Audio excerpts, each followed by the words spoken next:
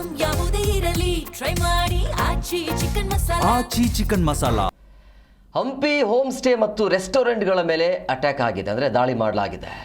ಪರವಾನಗಿ ಇಲ್ಲದೆ ನಡೀತಾ ಇರುವಂಥ ವಿಚಾರಕ್ಕೆ ಸಂಬಂಧಪಟ್ಟಂತೆ ಅವರ ವಿರುದ್ಧ ಕ್ರಮವನ್ನು ತೆಗೆದುಕೊಳ್ಳುವುದಕ್ಕೆ ಈ ಒಂದು ರೆಸ್ಟೋರೆಂಟ್ಗಳ ಮೇಲೆ ದಾಳಿ. SP ಜಾನ್ವಿ ನೇತೃತ್ವದಲ್ಲಿ ಜಂಟಿ ಕಾರ್ಯಾಚರಣೆ ಆಗಿದೆ. ಪ್ರವಾಸೋದ್ಯಮ ತಹಶೀಲ್ದಾರ್ ತಂಡದ ಪರಿಶೀಲನೆ ಅಂತೂ ಆಗ್ತಾ ಇದೆ. 1000ಕ್ಕೂ ಹೆಚ್ಚು ಹೋಮ್ ಸ್ಟೇ ಮತ್ತು ರೆಸ್ಟೋರೆಂಟ್ಗಳಿದ್ದಾವೆ. ಅಲ್ಲಿ ಅನಧಿಕೃತವಾಗಿ ಹೋಮ್ ಸ್ಟೇಗಳಿಗೆ ಅಲ್ಲಿ ಬೀಗವನ್ನು ಜಡಿದಿರುವಂಥ ಜಿಲ್ಲಾಧಿಕಾರಿಗಳು ಅನಧಿಕೃತವಾಗಿ ಯಾರೆಲ್ಲ ಹೋಮ್ ಸ್ಟೇವನ್ನು ಮಾಡಿದಾರಲ್ಲ ಅವರಿಗೆ. ಅಥವಾ ಹಳೆ ಕಟ್ಟಡ ಇತ್ತು ಅಂದರೆ 1988ಗಿಂತ ಮೊದಲು ಇರ್ತಕ್ಕಂಥ ಕಟ್ಟಡ ಇತ್ತು ಅಂತಂದರೆ ಅದ್ರ ಬಗ್ಗೆ ಸರ್ಟಿಫಿಕೇಶನ್ ಗ್ರಾಮ ಪಂಚಾಯತ್ ಇರ್ತಂದ್ರೆ ಯಾವುದೇ ಅಭ್ಯರ್ಥಿ ಅದು ನಮ್ಮ ಹತ್ರ ಬರೋದಿಲ್ಲ. ಆ ಕಟ್ಟಡ ಡಿಪಾರ್ಟ್ಮೆಂಟ್ ಅಂದರೆ ಸರ್ಟನ್ ರೂಲ್ಸ್ ಆ್ಯಂಡ್ ರೆಗ್ಯುಲೇಷನ್ ಮತ್ತು ಆ್ಯಕ್ಟ್ ಇದೆ, ಸೆಕ್ಷನ್ 14 ಇದೆ. ಆ ಸೆಕ್ಷನ್ 14 ಪ್ರಕಾರನೇ ಆ್ಯಕ್ಟ್ ಮಾಡಬೇಕಾಗ್ತದೆ. ಈಗ ಅವಾಗಲಿಂದನೂ ಸಹ ಕೂಡ ಆ್ಯಕ್ಷನ್ ಆಗ್ತಾನೆ ಬಂದಿದ್ದಾವೆ.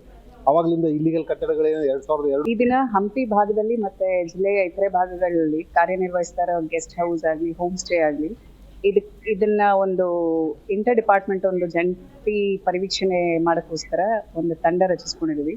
ಪರಂಪರೆ ತಾಣಕ್ಕೆ ಬರುವಂಥ ಪ್ರವಾಸಿಗರ ಹಿತರಕ್ಷಣೆ ಮತ್ತು ಸುರಕ್ಷತೆ ಎಲ್ಲ ಇಲಾಖೆಗಳ ನಿಮ್ಮದು ಸೇರಿ ನಮ್ಮದು ಸೇರಿ ಜವಾಬ್ದಾರಿ ಆಗಿರುತ್ತೆ. ಈ ಹಿನ್ನೆಲೆಯಲ್ಲಿ ಪ್ರವಾಸೋದ್ಯಮ ಇಲಾಖೆ ಕರ್ನಾಟಕ ಸರ್ಕಾರ ಆತಿಥ್ಯ ಕ್ಷೇತ್ರದಲ್ಲಿ ಅತಿಥಿ ಅನ್ನೋ ಒಂದು ಕಾನ್ಸೆಪ್ಟ್ ಇಟ್ಕೊಂಡು ಹೋಮ್ ಸ್ಟೇಗಳಿಗೆ ಪರ್ಮಿಷನ್ ಕೊಡಬೇಕು ಅನ್ನುವಂತಕ್ಕಂಥ ಆದೇಶವನ್ನು ಮಾಡಿದೆ. ಇದು ಕಳೆದ 10 ವರ್ಷಗಳಿಂದಲೂ ಕೂಡ ನಮಗೆ ಜಾರಿಯಲ್ಲಿರುತ್ತೆ.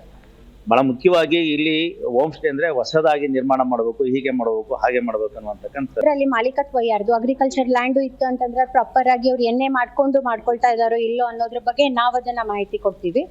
ಸೊ ಟೂರಿಸಂ ಅವರು ಈಗ ಪರ್ಮಿಷನ್ ಕೊಡುವಾಗ ಒಂದು ರೆವೆನ್ಯೂ ಡಿಪಾರ್ಟ್ಮೆಂಟ್ DC ಅವರಿಂದ ಕೂಡ ಒಂದು NOC ಲೆಟರ್ ಅವಶ್ಯಕತೆ ಇದೆ. ಸೊ ಅದ್ರ ಬಗ್ಗೆ ನಾವು ನೋಡ್ತಾ ಇದ್ದೀವಿ. ಈಗ ಆಲ್ರೆಡಿ SP ಮೇಡಮ್ ಅವ್ರು ಹೇಳ್ದಂಗೆ ಐ ಥಿಂಕ್ 1% ಅಷ್ಟೇ ಇಲ್ಲಿ ಪರ್ಮಿಷನ್ ತಗೊಂಡು ನಡೆಸ್ತಾ ಇರೋದು ಹೋಮ್ ಸ್ಟೇ. ಉಳಿದಂತ ಎಲ್ಲಾ ಹೋಮ್ ಸ್ಟೇಸು ಕೂಡ ವಿದೌಟ್ ಪರ್ಮಿಷನ್ ನಡೆಸ್ತಾ ಇದ್ದಾರೆ. ಬಟ್ ನಾವು ನೋಡಿರೋ ಪ್ರಕಾರ ಅದು ಹೋಮ್ ಸ್ಟೇಗೆ ಎಲಿಜಿಬಲ್ ಇರೋ